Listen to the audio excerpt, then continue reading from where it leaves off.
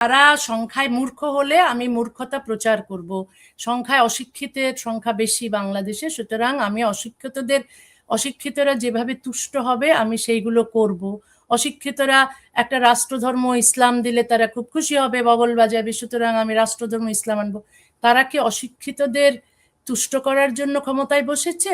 এই পৃথিবীতে এই যে ফ্রান্সে যে শুরু হলো, যখন সেকুলারিজমের রাজার শাসন শেষে যখন সেকুলারিজম এলো, সে কি গোটা দেশের লোক চেয়েছিল সেটা?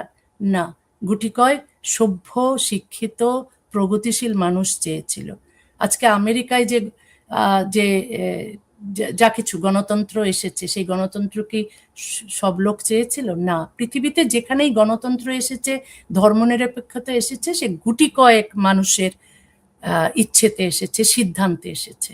সেখানে সেখানে সমস্ত দেশের মানুষের যদি আমি ওরা কি চায়, অশিক্ষিত শিক্ষিত করো আগে। আগে তুমি শাসন ব্যবস্থা এমনভাবে করো যে শাসন ব্যবস্থায় মানুষ শিক্ষিত হতে পারে, শিক্ষিত করো।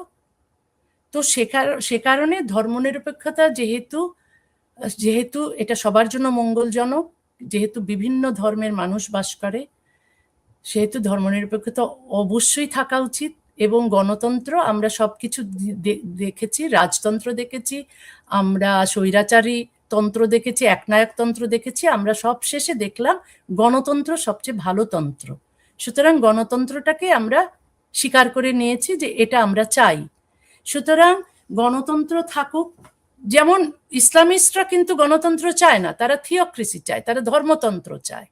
সুতরাং তাদেরকে গণতন্ত্রের মাধ্যমে, তারা গণতন্ত্রকে ব্যবহার করে তারা ক্ষমতায় এসে তারা থিওক্রেসি আনবে, তারা শরিয়া আইন আনবে, তাই না? তারা নারীর কোনো স্বাধীনতা দেবে না।